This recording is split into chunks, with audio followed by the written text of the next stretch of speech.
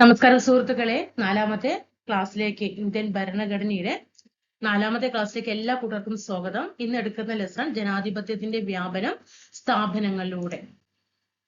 അപ്പൊ നിങ്ങൾക്ക് നമ്മുടെ സിലബസിൽ പറഞ്ഞിരിക്കുന്ന ലെസൺ ആണ് ഇവിടെ കൊടുത്തിട്ടുള്ളത് കേട്ടോ. കോൺസ്റ്റിറ്റ്യൂഷൻ എന്ന ഭാഗത്ത് നിന്നും നിങ്ങൾ ഓരോ ഉദ്യോഗാർത്ഥികളും പഠിച്ചിരിക്കേണ്ട ലെസൺസ് ഇവിടെ കൊടുത്തിട്ടുണ്ട്. അപ്പൊ ഇതിൽ നമ്മള് ഈ ഒരു ലെസൺ എടുത്തു കഴിഞ്ഞു, അതുപോലെ ഇത് കഴിഞ്ഞു. ഇനി ഈ രണ്ട് ലെസൺ നമുക്ക് എന്ത് ചെയ്യാം, ലാസ്റ്റ് എടുക്കാം കേട്ടോ. അതേപോലെ ഇത് കഴിഞ്ഞു കേട്ടോ. ഇനിയിപ്പോ അതേപോലെ ഇന്ന് എടുക്കുന്നത് ജനാധിപത്യത്തിന്റെ വ്യാപനം സ്ഥാപനങ്ങളിലൂടെ വിവിധ കമ്മീഷനുകളെ കുറിച്ചിട്ട് ഡീറ്റെയിൽഡ് ആയിട്ട് സ്റ്റേറ്റ്മെന്റ് ലെവലിൽ തന്നെ നമുക്ക് പഠിച്ചു പോകാം. നമ്മുടെ ക്ലാസ്സുകളൊക്കെ ഇഷ്ടപ്പെടുകയാണെങ്കിൽ തീർച്ചയായിട്ടും ചാനൽ ഒന്ന് സബ്സ്ക്രൈബ് ചെയ്ത് സപ്പോർട്ട് ചെയ്യണം കേട്ടോ. അതേപോലെ വിലയേറിയ കമന്റുകൾ താഴെ എഴുതി അറിയിക്കുക, ലൈക്ക് ചെയ്യുക, ഷെയർ ചെയ്യുക, ടെലിഗ്രാം ഗ്രൂപ്പിലൊന്ന് അംഗമാകാൻ ശ്രദ്ധിക്കുക കേട്ടോ. ഓക്കെ, അതില് ജനാധിപത്യത്തിന്റെ വ്യാപനം സ്ഥാപനങ്ങളിലൂടെ. ജനാധിപത്യത്തിന്റെ സ്ഥാപനവൽക്കരണത്തിനായിട്ട് രൂപീകരിച്ചിട്ടുള്ള സംവിധാനങ്ങൾ എന്തെല്ലാമാണ് ആ ലെസണിൽ കൊടുത്തിട്ടുള്ളതാണ് കേട്ടോ. നിങ്ങൾക്ക് ഇപ്പൊ പഠിക്കാനും ഇത് എളുപ്പമാണ്, റിവിഷൻ ചെയ്യാനും എളുപ്പമാണ്. ഈ രീതിയിലാണ് ക്ലാസ്സുകൾ. അപ്പൊ നമുക്ക് എന്താകും, ഇനിയിപ്പോ നിങ്ങൾ ഇത് എഴുതിയെടുക്കേണ്ട ആവശ്യമൊന്നുമില്ല. ഇടയ്ക്കിടയ്ക്ക് എടുത്തിട്ട് ക്ലാസ് കാണുക, റിവിഷൻ ചെയ്യുക, ക്ലാസ് കാണുക, റിവിഷൻ ചെയ്യുക. അത് ഓർഡർ ആയിട്ട് നമ്മൾ പ്ലേലിസ്റ്റ് ക്രിയേറ്റ് ചെയ്തിട്ടിട്ടുണ്ട്. ബയോളജി 13 ലെസണോളം കഴിഞ്ഞിട്ടുണ്ട്. അതേപോലെ ദൈപ്പത് 4ാമത്തെ ലെസൺ ആണ് കോൺസ്റ്റിറ്റ്യൂഷന്റെ. നമുക്ക് ഇന്ത്യൻ ജോഗ്രഫിയും ഒക്കെ ചെയ്തു തരാം. അത് തീർച്ചയായിട്ടും നിങ്ങളുടെ സപ്പോർട്ടാണ് വേണ്ടത് കേട്ടോ. ജനാധിപത്യത്തിന്റെ സ്ഥാപനവൽക്കരണത്തിനായിട്ട് രൂപീകരിച്ചിട്ടുള്ള സംവിധാനങ്ങൾ ഏതൊക്കെയാണ്? ഒന്ന്, തിരഞ്ഞെടുപ്പ് കമ്മീഷൻ, ദേശീയ മനുഷ്യാവകാശ കമ്മീഷൻ, വനിതാ കമ്മീഷൻ, ന്യൂനപക്ഷ കമ്മീഷൻ, പട്ടികജാതി പട്ടികവർഗ കമ്മീഷൻ, പിന്നാക്ക വിഭാഗ കമ്മീഷൻ. ഇതെല്ലാം ജനാധിപത്യത്തിന്റെ സ്ഥാപനവൽക്കരണത്തിനായിട്ട് രൂപീകരിച്ചിട്ടുള്ള സംവിധാനങ്ങളാണ്. ഭരണഘടനാ സ്ഥാപനങ്ങളും ഭരണഘടന ഇതര സ്ഥാപനങ്ങളും താരതമ്യം ചെയ്യാം. എന്താണ് ഭരണഘടനാ സ്ഥാപനങ്ങൾ, അല്ലാത്തവ എന്താണ് ഭരണഘടനാ സ്ഥാപനങ്ങൾ പറയുമ്പോ ഇന്ത്യൻ ഭരണഘടനയില് ആർട്ടിക്കിളോട് കൂടിയിട്ട് ഉണ്ടാവും അല്ലെ. ആ ആർട്ടിക്കിളോട് കൂടി പറഞ്ഞിട്ടുള്ളതാണ് ഏത്, തെരഞ്ഞെടുപ്പ് കമ്മീഷൻ എന്ന് പറയുന്നത്. എന്നാൽ ആർട്ടിക്കിൾ ഇല്ലാതെ നിയമം വഴി സ്ഥാപിതമായതാണ് ഭരണഘടന ഇതര സ്ഥാപനങ്ങൾ എന്ന് പറയുന്നത്.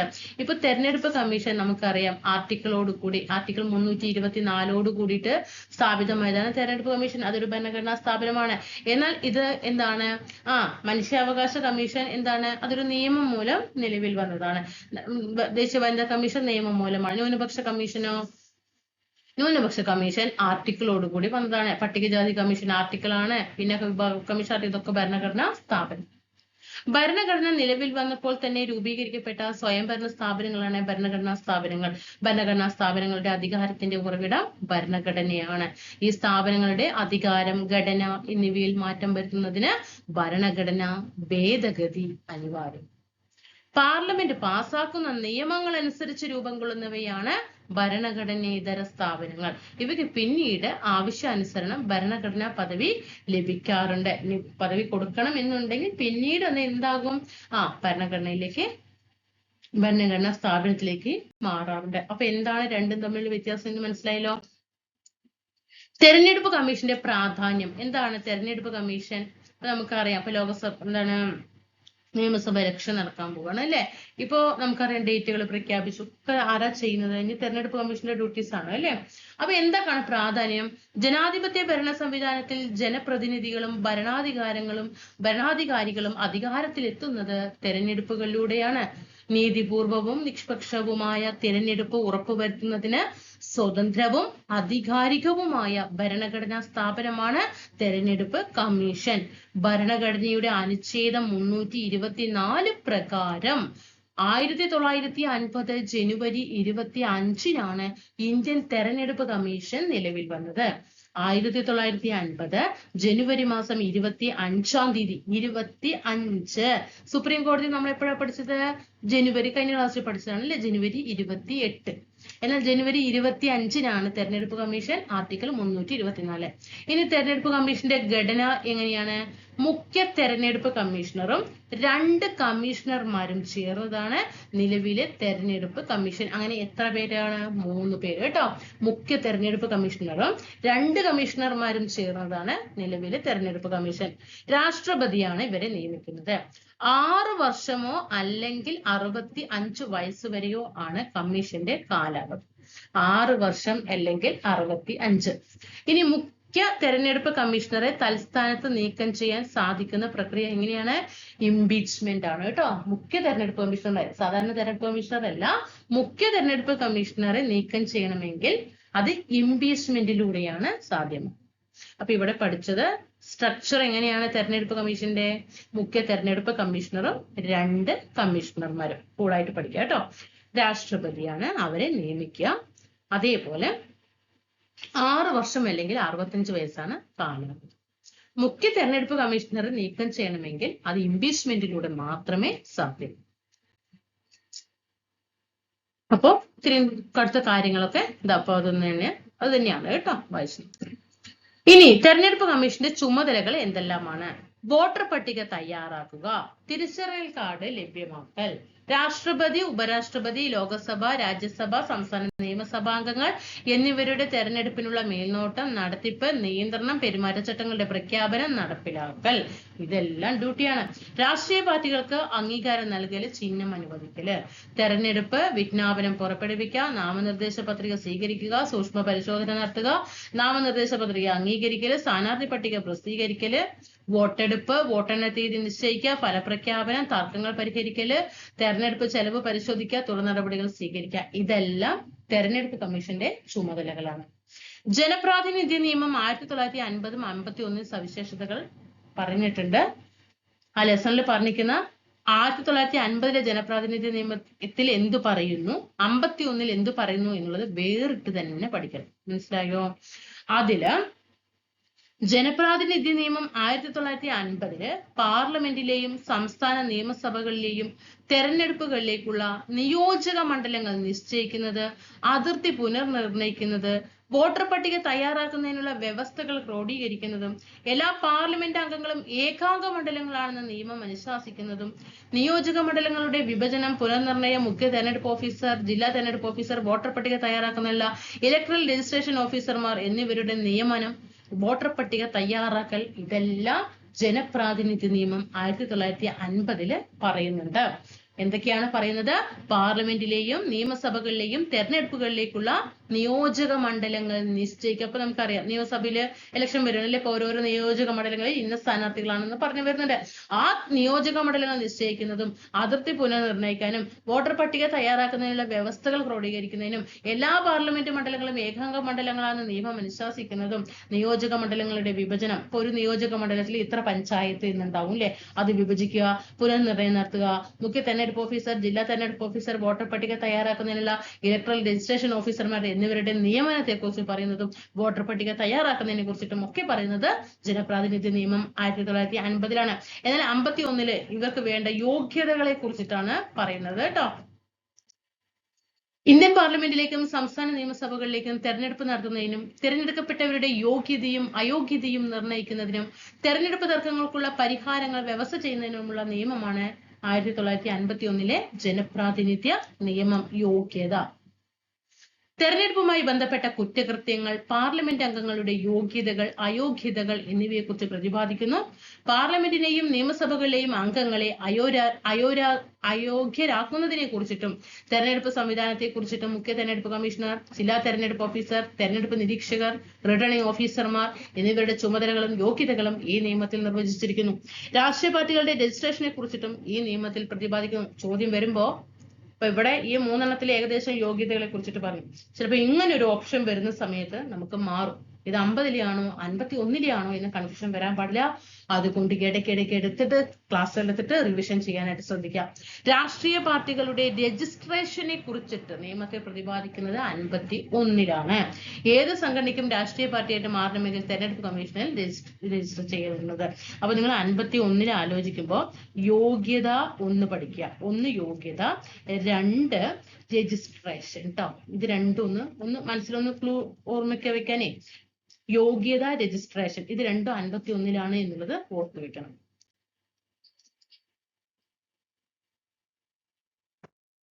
അതുപോലെ ദേശീയ പാർട്ടി, പ്രാദേശിക പാർട്ടി എന്നീ പദവികൾക്കുള്ള മാനദണ്ഡങ്ങളും തെരഞ്ഞെടുപ്പ് ചിഹ്നങ്ങൾ ലഭിക്കാനുള്ള മാനദണ്ഡങ്ങളും ഈ നിയമത്തിൽ വ്യവസ്ഥ ചെയ്യുന്നുണ്ട് കേട്ടോ. അപ്പൊ യോഗ്യത പറഞ്ഞു, രജിസ്ട്രേഷൻ പറഞ്ഞു, യോഗ്യത, രജിസ്ട്രേഷൻ, അതുപോലെ മാനദണ്ഡം ട്ടോ. ഈ 3 51 ജനപ്രാതിനിധ്യ നിയമത്തിൽ വരുന്നതാണ്. ഇനി രാജ്യത്ത് ജനാധിപത്യ ഭരണക്രമം രൂപപ്പെടുത്തുന്നതിൽ തെരഞ്ഞെടുപ്പ് കമ്മീഷന്റെ പങ്ക് എന്താണ്? സാമൂഹിക, സാമ്പത്തികം, ലിംഗപരം തുടങ്ങിയ അസമത്വങ്ങളാൽ സമൂഹത്തിന്റെ മുഖ്യധാരയിൽ നിന്നും മാറ്റി നിർത്തപ്പെട്ട ജനവിഭാഗങ്ങളെ തെരഞ്ഞെടുപ്പ് എന്ന പ്രക്രിയയുടെ ഭാഗമാക്കുക വഴി ഇന്ത്യൻ ജനാധിപത്യത്തിന്റെ രാഷ്ട്രീയ അടിത്തറ ഉറപ്പിക്കുക എന്ന കർത്തവ്യമാണ് തെരഞ്ഞെടുപ്പ് കമ്മീഷൻ നിർവഹിക്കുന്നത്. രാജ്യത്തിലെ വിവിധ തലങ്ങളിലുള്ള തെരഞ്ഞെടുപ്പുകളുടെ സുതാര്യവും നീതിയുക്തവുമായ നിർവഹണത്തിലൂടെ ഈ ഭരണഘടനാ സ്ഥാപനത്തെ ജനാധിപത്യപരമായി കൂടുതൽ ശക്തവും അർത്ഥപൂർണവുമാക്കും. അല്ലെ, എന്താണ് രാജ്യത്തെ ജനാധിപത്യ ഭരണക്രമം രൂപപ്പെടുത്തുന്നതില് തെരഞ്ഞെടുപ്പ് കമ്മീഷന്റെ പങ്ക് ചോദിച്ചാൽ ഈ തെരഞ്ഞെടുപ്പ് കമ്മീഷനാണ് അല്ലെ, എന്താ പറയാ, ദുർബലരും ഓരോ വിഭാഗങ്ങളിലുള്ള ജനങ്ങൾ രാജ്യത്തുണ്ടല്ലേ, അവരെ എല്ലാം ഒന്നിച്ചു കൊണ്ടുവരാൻ തെരഞ്ഞെടുപ്പ് കമ്മീഷന് കഴിയുന്നുണ്ട്. എങ്ങനെ? ഈ ഇലക്ഷനിലൂടെ. ഇന്ത്യയിലെ ആദ്യത്തെ മുഖ്യ തെരഞ്ഞെടുപ്പ് കമ്മീഷണർ ആരായിരുന്നു? സുകുമാർ സെൻ ആണ് ഇന്ത്യയിലെ ആദ്യത്തെ മുഖ്യ തെരഞ്ഞെടുപ്പ് കമ്മീഷണർ, സുകുമാർ സെൻ. ഐക്യരാഷ്ട്രസഭയുടെ ആഹ്വാന പ്രകാരം അന്തർദേശീയ മനുഷ്യാവകാശ ദിനമായിട്ട് ആചരിക്കുന്നത് എന്നാണ്? ഡിസംബർ 10 1948 ഡിസംബർ 10 ഐക്യരാഷ്ട്രസഭ മനുഷ്യാവകാശ പ്രഖ്യാപനം നടത്തിയത്. ഓരോ വ്യക്തിയിലും അന്തർലീനമായ അന്തസ് ഉയർത്തിപ്പിടിച്ചുകൊണ്ട് സുരക്ഷ ഉറപ്പാക്കി എല്ലാവിധ മനുഷ്യാവകാശങ്ങളോടും കൂടി ജീവിക്കാനുള്ള അവകാശമുണ്ട് എന്ന് ഈ ദിനം ലോക ജനതയോട് ആഹ്വാനം ചെയ്യുന്നു. അപ്പൊ ദേശീയ മനുഷ്യാവകാശ ദിനം ഡിസംബർ 10 എന്നു മുതൽ 48 ഡിസംബർ 10 മുതലാണ് ഡിസംബർ 10 മനുഷ്യാവകാശ പ്രഖ്യാപനം. മനസ്സിലായോ? 1948 ഡിസംബർ 10 ഐക്യരാഷ്ട്രസഭ മനുഷ്യാവകാശ പ്രഖ്യാപനം നടത്തിയത്. ഓക്കെ, ആ ഡിസംബർ 10 പിന്നീട് എന്തായിട്ട് മാറിയത്? മനുഷ്യാവകാശ ദിനമായിട്ട് മാറിയത്. ഇനി അങ്ങനെ നമ്മൾ തെരഞ്ഞെടുപ്പ് കമ്മീഷന്റെ എല്ലാ കാര്യം പഠിച്ചു. ഇനി അവിടെ വേറെ ഒന്നുമില്ല. മനസ്സിലായോ? തെരഞ്ഞെടുപ്പ് കമ്മീഷൻ പഠിച്ചു കഴിഞ്ഞു. ഇങ്ങനെ ആയിരിക്കണം നിങ്ങള് സ്മാർട്ട് വർക്ക് എന്ന് പറയുന്നത്. ഇനി ദേശീയ മനുഷ്യാവകാശ കമ്മീഷനിലേക്ക് നമ്മൾ കിടക്കുകയാണ്. നമ്മുടെ രാജ്യത്തെ മനുഷ്യാവകാശ ലംഘനങ്ങൾ ഇല്ലാതാക്കി പൗരന്റെ അവകാശ സംരക്ഷണം ഉറപ്പുവരുത്തുക എന്ന ലക്ഷ്യത്തോടു കൂടിയിട്ടാണ് മനുഷ്യാവകാശ കമ്മീഷൻ നിലവിൽ വന്നത്. 1993 ഒക്ടോബർ 12 ദേശീയ മനുഷ്യാവകാശ കമ്മീഷൻ നിലവിൽ വന്നത്. ഇതെല്ലാം പ്രീവിയസ് ആണ്, അതുകൊണ്ടാണ് ഞാൻ PQ ലെഫ്റ്റിൽ കൊടുക്കുന്നത് കേട്ടോ. ന്യൂഡൽഹിയാണ് ആസ്ഥാനം. ചെയർപേഴ്സൺ ഉൾപ്പെടെ 6 അംഗങ്ങളാണ് കമ്മീഷനിലുള്ളത്. തെരഞ്ഞെടുപ്പ് കമ്മീഷനിൽ നമ്മൾ എത്രയാ പഠിച്ചത്? 3. അതിന്റെ ഇരട്ടിയാണ് മനുഷ്യാവകാശ കമ്മീഷൻ കേട്ടോ. ചെയർപേഴ്സൺ ഉൾപ്പെടെ 6 അംഗം. വിരമിച്ച സുപ്രീം കോടതി ചീഫ് ജസ്റ്റിസ് അല്ലെങ്കിൽ സുപ്രീം കോടതി ജഡ്ജി ആയിരിക്കും അധ്യക്ഷൻ. എപ്പോഴും മനുഷ്യാവകാശ കമ്മീഷന്റെ അധ്യക്ഷൻ ആരായിരിക്കും? റിട്ടയർഡ് സുപ്രീം കോടതി ചീഫ് ജസ്റ്റിസ് അല്ലെങ്കിൽ സുപ്രീം കോടതി ജഡ്ജി ആയിരിക്കും. രാഷ്ട്രപതിയാണ് കമ്മീഷൻ അംഗങ്ങളെ നിയമിക്കുന്നത്. 3 വർഷം അല്ലെങ്കിൽ 70 വയസ്സ് കേട്ടോ. 3 വർഷം അല്ലെങ്കിൽ 70 വയസ്സ്. അവിടെ എത്ര നമ്മൾ പറഞ്ഞ? 3 അല്ലെങ്കിൽ 65 അല്ലേ? ഓക്കെ, 3 വർഷം അല്ലെങ്കിൽ 70 വയസ്സ് വരെയാണ് കമ്മീഷൻ അംഗങ്ങളുടെ ഔദ്യോഗിക കാലാവധി. ഇനി മനുഷ്യാവകാശ സംരക്ഷണ നിയമം 1993 നിർവചിക്കപ്പെട്ടിട്ടുള്ള സ്ഥാപനങ്ങൾ. ഇവിടെ നമ്മൾ എത്രയാ പറഞ്ഞ? 5 വർഷമാണ് അല്ലെ? 3 അല്ല 5 ആണ്. 5 വർഷം അല്ലെങ്കിൽ 65 വയസ്സ് വരെയാണ് തെരഞ്ഞെടുപ്പ് കമ്മീഷന്റെ കാലാവധി. അതേപോലെ മനുഷ്യാവകാശ കമ്മീഷൻ ആണെങ്കിൽ 3 വർഷം അല്ലെങ്കിൽ 70. ഇനി 93 നിർവചിക്കപ്പെട്ടിട്ടുള്ള സ്ഥാപനങ്ങൾ കേട്ടോ. നോക്കിയേ, മനുഷ്യാവകാശ സംരക്ഷണ നിയമം 93 നിർവചിക്കപ്പെട്ടിട്ടുള്ള സ്ഥാപനം ഏതാണ്? അപ്പോ 2025 ഒരു ചോദ്യം വന്നിട്ടുണ്ടായിരുന്നു കേട്ടോ. 1993 ഒക്ടോബർ 12 നിലവിൽ വന്ന ദേശീയ മനുഷ്യാവകാശ കമ്മീഷൻ ഏത് നിയമം മൂലം രൂപീകൃതമായതാണ് എന്ന് ചോദിച്ചു. അപ്പൊ അവിടെ 1990 മനുഷ്യാവകാശ സംരക്ഷണ നിയമം, 91 മനുഷ്യാവകാശ സംരക്ഷണ നിയമം, അതേപോലെ 1992 മനുഷ്യാവകാശ സംരക്ഷണ നിയമം, 1993 മനുഷ്യാവകാശ സംരക്ഷണ നിയമം. ഇങ്ങനെയാണ് ഓപ്ഷൻ വന്നത്. അപ്പൊ എപ്പോഴും നമ്മൾ ഏതെടുക്കണം? കമ്മീഷൻ സ്ഥാപിതമായ അതേ വർഷം തന്നെയാണ് നിയമവും നിലവിൽ വന്നത് എന്ന് പഠിക്കണം കേട്ടോ. 93 മനുഷ്യാവകാശ സംരക്ഷണ നിയമപ്രകാരമാണ് ഈ മനുഷ്യാവകാശ കമ്മീഷൻ 93 ഒക്ടോബർ 12 നിലവിൽ വന്നത്. 2025 ഒരു ചോദ്യമാണ്. അതിൽ നിർവചിക്കപ്പെട്ടിട്ടുള്ള സ്ഥാപനങ്ങൾ മനുഷ്യാവകാശ കോടതി, ദേശീയ, ശ്രദ്ധിക്കാനാണ് കേട്ടോ, ചെറുപ്പത്തിൽ ഇല്ലാത്തതായിരിക്കും തരിക, കൺഫ്യൂഷൻ വരാൻ പാടില്ല. മനുഷ്യാവകാശ കോടതി, ദേശീയ ന്യൂനപക്ഷ കമ്മീഷൻ, പട്ടികജാതി കമ്മീഷൻ, വനിതാ കമ്മീഷൻ, സംസ്ഥാന മനുഷ്യാവകാശ കമ്മീഷൻ. എന്താണ് മനുഷ്യ അവകാശങ്ങൾ? ജീവനും സ്വാതന്ത്ര്യത്തിനും തുല്യ പരിഗണനയ്ക്കും അന്തസ്സിനും വേണ്ടി ഭരണഘടന ഉറപ്പാക്കിയിട്ടുള്ളതോ ഇന്ത്യ അംഗീകരിച്ച അന്തർദേശീയ ഉടമ്പടികൾ പ്രകാരം നടപ്പിൽ വരുത്താവുന്നതോ ആയ അവകാശമാണ് മനുഷ്യാവകാശങ്ങൾ. ഇനി മനുഷ്യാവകാശ കമ്മീഷന്റെ ചുമതലകൾ എന്തൊക്കെയാണ് പഠിക്കണം കേട്ടോ. മനുഷ്യാവകാശ ലംഘനം സംബന്ധിച്ച പരാതികളിൽ അന്വേഷണം നടത്തുക. അതായത് ഏതെങ്കിലും ഒരു വ്യക്തിക്ക് എന്തെങ്കിലും ലംഘനങ്ങൾ നടന്നിട്ടുണ്ടെങ്കിൽ അതിൽ പരാതി കിട്ടിയിട്ടുണ്ടെങ്കിൽ അന്വേഷണം നടത്തണം. മനുഷ്യാവകാശ ലംഘനം സംബന്ധിച്ച കോടതി നടപടികളിൽ കക്ഷി ചേരണം. ജയിലുകൾ, പുനരധിവാസ കേന്ദ്രങ്ങൾ മുതലായവ സന്ദർശിച്ച് പരിഷ്കരണ നിർദ്ദേശങ്ങൾ സമർപ്പിക്കണം. അതായത് ജയിലിൽ പോയ വ്യക്തികൾക്ക് പോലും അവിടെ സംരക്ഷണം കിട്ടുന്നുണ്ടോ എന്ന് പോലും അന്വേഷിക്കണം എന്നാണ് അർത്ഥം. നമ്മളെ ആരെങ്കിലും അന്വേഷിക്കണ്ടോ? ഇല്ല അല്ലെ. മനുഷ്യാവകാശ പരീക്ഷണ സംവിധാനങ്ങളുടെ നിർവഹണവും ഫലപ്രാപ്തിയും വിലയിരുത്തി നിർദ്ദേശങ്ങൾ നൽകണം. മനുഷ്യാവകാശത്തെ സംബന്ധിച്ച അന്തർദേശീയ കരാറ്, പ്രഖ്യാപനം തുടങ്ങിയ വിശകലനം ചെയ്ത് നടപടികൾ സ്വീകരിക്കണം. നിയമപാലകർ ഉൾപ്പെടെയുള്ള പൊതുസേവകരുടെ ഭാഗത്തു നിന്ന് ഉണ്ടാകുന്ന മനുഷ്യാവകാശ ലംഘനങ്ങളും ഇവ തടയുന്നതിൽ വരുത്തുന്ന വീഴ്ചകളും പരിശോധിച്ച് നടപടികൾ സ്വീകരിക്കണം. ഇതെല്ലാം മനുഷ്യാവകാശ കമ്മീഷന്റെ ചുമതലകളാണ്. ഞാൻ ക്ലാസ് എടുക്കുന്ന സമയത്ത് നിങ്ങൾ ഓരോരോ സുഹൃത്തുക്കളോടായിട്ട് പറയാം. നമ്മുടെ ക്ലാസ് SSCRT കണ്ടുവരുന്ന ഓരോ ഉദ്യോഗാർത്ഥിയും നല്ല മാർക്ക് സ്കോർ ചെയ്യും. കാരണം നമുക്ക് വ്യൂസ് കമ്മിയാണ്. കാരണം എന്താണെന്നറിയോ, ചിലവർക്ക് ഇങ്ങനെ പഠിക്കാന്ന് പറയും, അയ്യോ ഇതിങ്ങനെ പഠിക്കണം, പക്ഷെ ഇതാണ് എളുപ്പം എന്നുള്ളത് മനസ്സിലാക്കാൻ കഴിയുന്നില്ല. അതുകൊണ്ടാണ് അപ്പൊ നിങ്ങൾ ഇതൊപ്പം പഠിച്ചു വരുന്നവര് നല്ല മാർക്ക് നോക്കിക്കോ. നിങ്ങൾ കമ്പനി കോർപ്പറേഷൻ ലാസ്റ്റ് ഗ്രേഡ് ഒക്കെ 10 മാർക്ക് നമുക്ക് ഏതിലുണ്ട്, നമ്മുടെ LGS company corporation LGS 10 mark ഉണ്ട്. VFA ബെവ്കോ LDക്കൊക്കെ 5 മാർക്ക് ഉണ്ട് അല്ലെ. അപ്പോ VFAക്ക് നമുക്കറിയാം പ്രിലിംസ് ഇല്ല, അപ്പൊ 5 മാർക്ക്. ബെവ്കോ LD പ്രിലിംസ് അതിൽ 10 മാർക്ക്. മെയിൻസ് ആണെങ്കിൽ 5 മാർക്ക്. ഈ മാർക്കൊക്കെ നിങ്ങളുടെ കൈകളിൽ സേഫ് ആയിരിക്കും. ഇതിൽ നിന്ന് ക്വസ്റ്റ്യൻ വരും, ഉറപ്പാണ്. കാരണം നിങ്ങൾക്ക് സ്റ്റേറ്റ്മെന്റ് ഇത്, അപ്പൊ ഇതൊക്കെ സ്റ്റേറ്റ്മെന്റിന്റെ എളുപ്പമുള്ളത്. അപ്പൊ അതൊക്കെ നന്നായിട്ട് നിങ്ങൾ പഠിച്ചു കഴിഞ്ഞാൽ നിങ്ങൾക്ക് ഒരു ദിവസം കുറച്ച് സമയം മാറ്റി വെച്ചാൽ മതി. പഠനഭാരം നമ്മൾ ഇങ്ങനെ എടുക്കുമ്പോൾ പഠനം കുറവാണ്, പക്ഷെ ഇത് പഠിക്കാൻ വയ്യാതെയാണ് പലതും വലിയ വലിയ വലിയ ഗൈഡുകളൊക്കെ എടുത്ത് താങ്ങി റിവിഷനൊന്നും നടക്കാതെ അവിടെ പോയിട്ട് അത് ഫോളോ ആക്കിയിട്ട് വരും. അപ്പൊ നിങ്ങൾ നന്നായിട്ട് പഠിക്കുക. നിൽക്കുന്ന കുറച്ച് പേരാണെങ്കിലും നിങ്ങൾ സ്ഥിരമായി ക്ലാസ്സുകൾ കണ്ട് റിവിഷൻ ചെയ്തിട്ട് എക്സാമിന് പോവുക കേട്ടോ.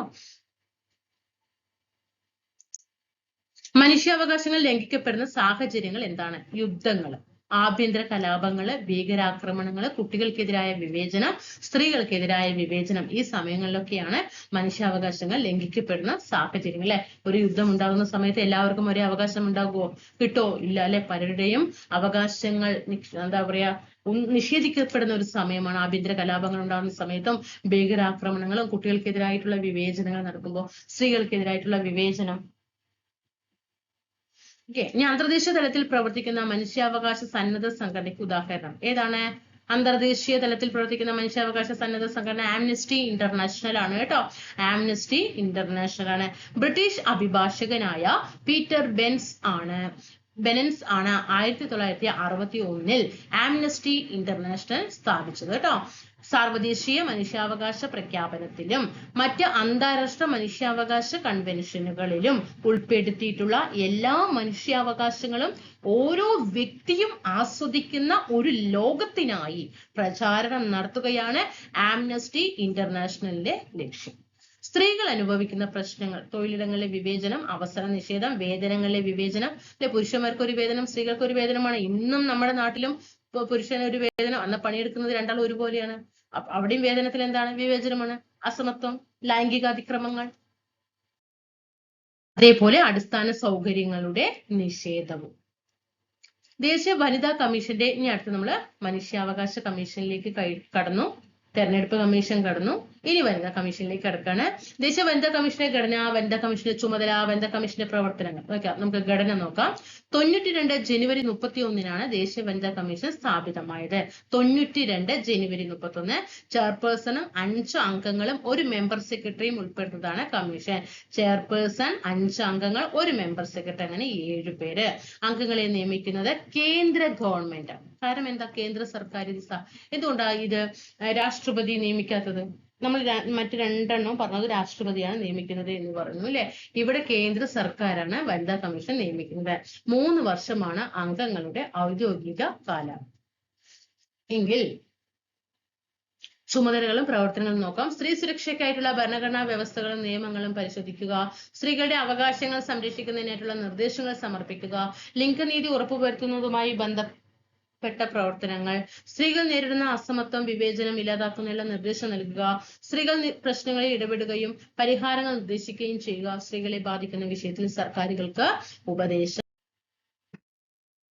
സ്ത്രീകളുടെ അവകാശങ്ങളും സുരക്ഷയും ഉറപ്പുവരുത്തുന്നതിനായിട്ടുള്ള നിയമങ്ങൾ രാജ്യത്ത് നിലവിലുണ്ട്. ഏതൊക്കെയാണ് ആ നിയമങ്ങൾ പറയുന്നത്? സ്ത്രീധന നിരോധന നിയമം 1961. ഈ നിയമപ്രകാരം സ്ത്രീധനം സ്വീകരിക്കുന്നതും നൽകുന്നതും കുറ്റകരമാണ്. ഓരോന്ന് പഠിക്കണം കേട്ടോ. സ്ത്രീകളുടെ അവകാശങ്ങളും സുരക്ഷയും ഉറപ്പുവരുത്തുന്നതിനായിട്ടുള്ള നിയമങ്ങളിൽ ഒന്നാണ് സ്ത്രീധന നിരോധന നിയമം. 1961 കേട്ടോ.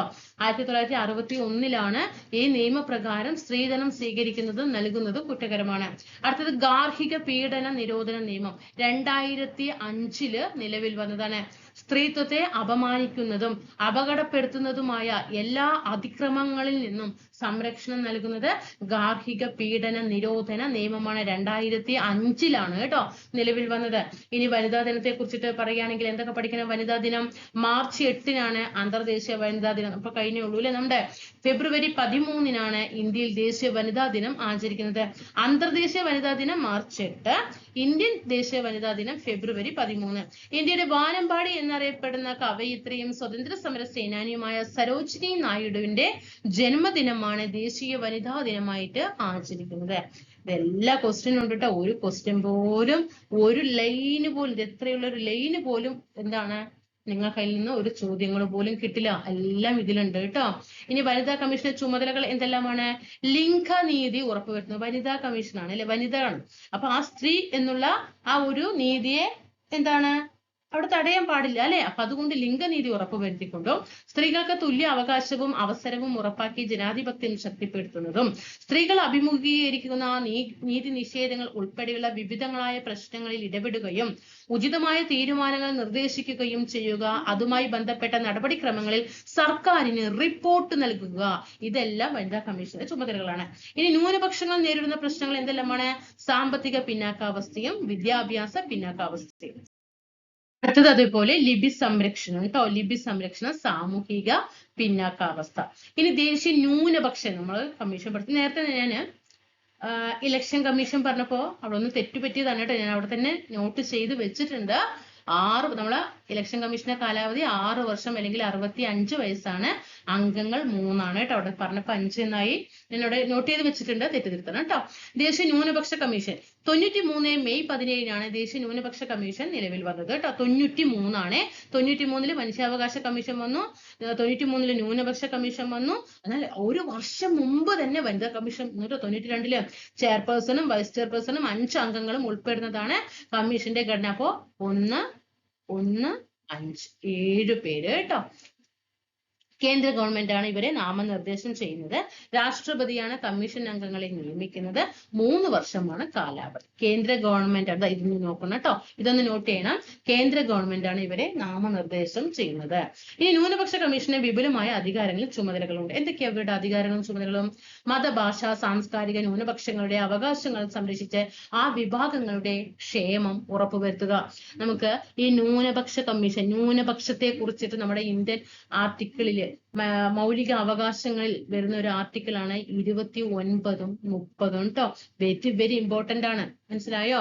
12 മുതൽ 35 വരെയല്ലേ ദേശീയ മനുഷ്യാവകാശ കമ്മീഷനെ കുറിച്ച് പറയുന്നത്. അതിൽ 29 ദേശീയ മനുഷ്യാവകാശ കമ്മീഷൻ അല്ല, മൗലിക അവകാശത്തെ കുറിച്ച് പറയുന്നത്. അതിൽ 29ഉം 30ഉം ന്യൂനപക്ഷ വിഭാഗങ്ങളെ കുറിച്ചിട്ടാണ് പറയുന്നത് കേട്ടോ. ഈ മതഭാഷ സാംസ്കാരിക ന്യൂനപക്ഷങ്ങളുടെ അവകാശങ്ങൾ പറയുന്നത് 29ലാണ്. ഇവർക്ക് വേണ്ടിയിട്ട് പ്രത്യേക സ്കൂളുകൾ സ്ഥാപിക്കണം, വിദ്യാഭ്യാസവുമായി ബന്ധപ്പെട്ടിട്ടാണ് 30ൽ പറയുന്നത്. ന്യൂനപക്ഷങ്ങളുടെ സാമൂഹിക വികസന പുരോഗതി വിലയിരുത്തുക, ന്യൂനപക്ഷങ്ങളുടെ സംരക്ഷണാർത്ഥമുള്ള ഭരണഘടനാ വ്യവസ്ഥകളുടെയും നിയമങ്ങളുടെയും പ്രവർത്തനം വിലയിരുത്തുക, ന്യൂനപക്ഷങ്ങൾ നേരിടുന്ന പ്രശ്നങ്ങൾ പ്രതിസന്ധി പരിച്ച് റിപ്പോർട്ട് കൊടുക്കുക, ന്യൂനപക്ഷങ്ങളുടെ അവകാശ ലംഘനവുമായി ബന്ധപ്പെട്ട പരാതികൾ പരിശോധിക്കുക, തുടർ നടപടികൾക്കായിട്ട് ശുപാർശ നടത്തുക, ന്യൂനപക്ഷങ്ങൾക്കായിട്ടുള്ള പരിരക്ഷകളുടെ കൃത്യമായ പരിപാലനത്തിന് വേണ്ട നിർദ്ദേശങ്ങൾ സമർപ്പിക്കുക. ഇതെല്ലാം ന്യൂനപക്ഷ കമ്മീഷന്റെ അധികാരങ്ങളും വിവേചനങ്ങളിൽ നിന്നും ചൂഷണങ്ങളിൽ നിന്നും പട്ടികജാതി പട്ടികവർഗ ജനവിഭാഗങ്ങളെ സംരക്ഷിക്കുകയും അവരെ സമൂഹത്തിന്റെ മുഖ്യധാരയിലേക്ക് കൊണ്ടുവരികയും ചെയ്യുന്ന ലക്ഷ്യത്തോടെ രൂപീകരിക്കപ്പെട്ട സ്ഥാപനമാണ് പട്ടികജാതി കമ്മീഷനും പട്ടികവർഗ കമ്മീഷനും കേട്ടോ. പട്ടികജാതി കമ്മീഷനെ കുറിച്ച് നോക്കാം നമുക്ക്. 2004 കേട്ടോ, 2004 2 കമ്മീഷനുകൾ നിലവിൽ വന്നു. SC കമ്മീഷനും ST കമ്മീഷനും കേട്ടോ. SC and ST commission 2004. Chairperson, vice chairperson, മറ്റു 3 അംഗങ്ങൾ. അപ്പൊ എത്രയാ? 5. ഇത് നമുക്ക് എപ്പോഴും കൺഫ്യൂഷൻ ആകും. അതുകൊണ്ട് ചെറിയൊരു എത്രയുള്ള ഒരു പേപ്പർ കേട്ടോ, ഒരു ജസ്റ്റ് എത്രയുള്ള പേപ്പർ കട്ട് ചെയ്യുക. മനുഷ്യാവകാശ കമ്മീഷൻ കാലാവധി കൊടുക്കുക 370. ഇലക്ഷൻ കമ്മീഷൻ ഇത് കൊടുക്കുക 665. ഇതിങ്ങനെ ഒരു ചെറിയ എത്രയുള്ള ഒരു പേപ്പർ, ഇത് എല്ലാ കമ്മീഷനും ഇത് അതിന്റെ കാലാവധി പഠിക്കുക. അതിന്റെ എത്ര ഇതിൽ തന്നെ എന്ത് ചെയ്യുക, എത്ര അംഗങ്ങൾ എന്നുള്ളതും കൂടിയിട്ട് നോട്ട് ചെയ്യുക. SC കമ്മീഷൻ SC കമ്മീഷൻ പഠിക്കുക 3 വർഷം കാലാവധി 5 അംഗം. ഇതിങ്ങനെ പഠിക്കുന്നത് ഇടയ്ക്കിടയ്ക്ക് ഒന്ന് എടുത്തിട്ട് ഈ ഒരു പേപ്പർ ഒന്ന് ഇങ്ങനെ നോക്കുക. അപ്പൊ ഓട്ടോമാറ്റിക്കായിട്ട് നമുക്കത് മനസ്സിൽ പതിയും കേട്ടോ. അല്ലാതെ ഇതിപ്പോ ഇങ്ങനെ ഇരുന്ന് പഠിച്ചിട്ട് കുറച്ച് കഴിഞ്ഞ് നോക്കുമ്പോൾ മനുഷ്യാവകാശ കമ്മീഷനിൽ അംഗം പോയിട്ട് പട്ടികജാതി കമ്മീഷനിലാവും, അങ്ങോട്ടും ഇങ്ങോട്ടും ഒക്കെ മാറും. അപ്പൊ അതൊന്ന് ഇടയ്ക്കൊന്ന് ഇതിങ്ങനെ ഒരു ചെറിയൊരു പേപ്പർ എപ്പോഴും ഒരു ചെറിയൊരു തുണ്ട് പേപ്പർ കയ്യിൽ വെക്കട്ടെ. ഇവർക്ക് ഇതിനു വേണ്ടി മാത്രം എല്ലാ കമ്മീഷന്റെയും വർഷങ്ങൾ എഴുതുക. ഏത് വർഷം നിലവിൽ വന്നു, എത്രയാണ് അംഗങ്ങളുടെ കാലാവധി, എത്രയാണ് അംഗങ്ങൾ, അത് മാത്രം എഴുതുക. വേറെ ഒന്നും എഴുതാൻ പാടില്ല കേട്ടോ അതില്. എന്നിട്ട് ഇടയ്ക്ക് നോക്കിയിട്ട് റിവിഷൻ ചെയ്യും. പട്ടികജാതി പട്ടികവർഗ അതിക്രമ തടയൽ നിയമം 89ന്റെ ഉദ്ദേശങ്ങളും വ്യവസ്ഥകളും എന്താണ്? അതിക്രമങ്ങൾ തടയുക, പട്ടികജാതി പട്ടികവർഗ വിഭാഗങ്ങൾക്കെതിരെയുള്ള ഇത്തരം കുറ്റകൃത്യങ്ങൾ കൈകാര്യം ചെയ്യുന്നതിന് പ്രത്യേക കോടതികൾ സ്ഥാപിക്കുക, ഇവരുടെ സ്വാസ്ഥ്യത്തിനും പുനരധിവാസത്തിനും നടപടികൾ സ്വീകരിക്കുക. 1989 ഈ നിയമം നിലവിൽ വന്നത്. പട്ടിക വിഭാഗങ്ങൾക്ക് നേരെയുള്ള അതിക്രമങ്ങളും നിയമലംഘനങ്ങളും എന്തെന്നും കുറ്റക്കാർക്കുള്ള ശിക്ഷാ നടപടികൾ എന്തെല്ലാം എന്നും ഇവരുടെ പുനരധിവാസം എങ്ങനെയായിരിക്കണമെന്നും ഈ 89 പട്ടികജാതി പട്ടികവർഗ അതിക്രമം തടയൽ നിയമത്തിൽ വ്യവസ്ഥ ചെയ്യുന്നുണ്ട്. ഇനി പട്ടികജാതി പട്ടികവർഗ കമ്മീഷനുകൾ ചുമതലകളാണ്: അതിക്രമങ്ങളുമായി ബന്ധപ്പെട്ട പരാതികൾ അന്വേഷിക്കുക, എതിരെയുള്ള അതിക്രമങ്ങൾ നടന്നിട്ടുണ്ടെങ്കിൽ പരാതി അന്വേഷിക്കണം. ക്ഷേമത്തിനായിട്ടുള്ള ഭരണഘടനാ വ്യവസ്ഥകളും നിയമങ്ങളും കാര്യക്ഷമമായി നടപ്പിലാക്കുന്നുവെന്ന് വിലയിരുത്തണം. ക്ഷേമം, സംരക്ഷണം, ഉന്നമനം എന്നിവ ലക്ഷ്യമാക്കിയിട്ട് പ്രവർത്തനം ഏകോപിപ്പിക്കണം. ഇവർ നേരിടുന്ന വെല്ലുവിളികൾ പരിഹരിക്കുന്നതിനുള്ള മാർഗനിർദ്ദേശങ്ങൾ സർക്കാരുകൾക്ക് സമർപ്പിക്കണം. ഇനി പിന്നോക്ക വിഭാഗങ്ങളുടെ ഉന്നമനത്തിനായിട്ട് അംബേദ്കർ തന്റെ പ്രസംഗത്തിൽ നിർദ്ദേശിച്ച കാര്യങ്ങൾ എന്താണ്? പിന്നാക്ക വിഭാഗങ്ങളുടെ കാര്യത്തിന് ഉന്നത വിദ്യാഭ്യാസം ചെലവ് കുറഞ്ഞതാക്കണം. ആർക്ക് വേണ്ടിയിട്ട്? പിന്നോക്ക വിഭാഗങ്ങൾക്ക് വേണ്ടിയിട്ട്. അങ്ങനെയൊക്കെയാണ് ഈ ഒരു ഇപ്പൊ കാണുന്ന ആ ഒരു ഇതുണ്ടല്ലോ, ഇന്ന വിഭാഗങ്ങൾക്ക് ഇത്ര ശതമാനം മതി, ഇന്ന വിഭാഗങ്ങൾക്ക് ഇത്ര ശതമാനം മതി എന്നൊക്കെ പറഞ്ഞിട്ട് വരാൻ തന്നെ കാരണം. താഴ്ന്ന നിലയിലുള്ള ജനവിഭാഗങ്ങൾക്ക് പ്രത്യേക പരിഗണന നൽകുക, സമുദായങ്ങളെ സമത്വത്തിലേക്ക് ഉയർത്തുക, എല്ലാവർക്കും പരിഗണന ഉറപ്പാക്കുക. ഇനി ദേശീയ പിന്നാക്ക വിഭാഗ കമ്മീഷന്റെ ഘടന നോക്കാം. 93 അല്ലെ, 93 നമുക്കറിയാം മനുഷ്യാവകാശ കമ്മീഷൻ 93 വന്നു. ന്യൂനപക്ഷ കമ്മീഷനും 93 വന്നു. പിന്നാക്ക വിഭാഗ കമ്മീഷനും 93. ചെയർപേഴ്സൺ, വൈസ് ചെയർപേഴ്സൺ 3 അംഗങ്ങൾ, അങ്ങനെ 5. രാഷ്ട്രപതി കമ്മീഷൻ അംഗങ്ങളെ നിയമിക്കുന്നു. 3 വർഷം കാലാവധി. 2018 കമ്മീഷന് ഭരണഘടനാ പദവി ലഭിച്ചു. പ്രീവിയസ് ചോദ്യങ്ങളാണ്, എല്ലാം പ്രീവിയസ് ആണ് കേട്ടോ. ദേശീയ പിന്നാക്ക വിഭാഗ കമ്മീഷന് ഭരണഘടനാ പദവി ലഭിച്ച വർഷം 2018. ഇനി പിന്നാക്ക കമ്മീഷന്റെ ചുമതലകള്, ഇവർ ആ പിന്നാക്ക വിഭാഗങ്ങളുമായി ബന്ധപ്പെട്ട എല്ലാ ക്ഷേമവും ഉന്നമനവും അതന്നെയാണ് അല്ലെ. പിന്നാക്ക വിഭാഗങ്ങളുടെ ക്ഷേമത്തിനായിട്ട് വിവിധ സംവിധാനങ്ങളുടെ പ്രവർത്തനങ്ങളെ സംബന്ധിച്ച റിപ്പോർട്ടുകൾ സർക്കാർക്ക് സമർപ്പിക്കണം. ഭരണഘടനാ വ്യവസ്ഥകളും നിയമങ്ങളും കാര്യക്ഷമമായി നടപ്പിലാക്കുന്നുവെന്ന് ഉറപ്പാക്കണം. ഇവരുടെ ആവശ്യങ്ങൾ പരിശോധിച്ച വേണ്ട നിർദ്ദേശങ്ങൾ സർക്കാരുകൾക്ക് സമർപ്പിക്കണം.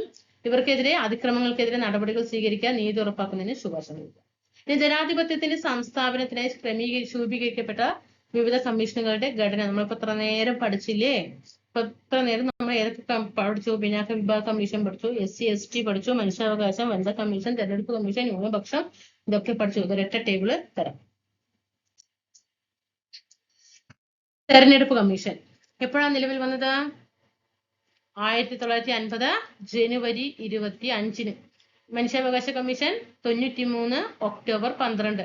വനിതാ കമ്മീഷൻ 92 ജനുവരി 31. ന്യൂനപക്ഷ കമ്മീഷൻ 93 മെയ് 17. പട്ടികജാതി പട്ടികവർഗം 2004. പിന്നാക്ക വിഭാഗം 93 ഓഗസ്റ്റ് 14.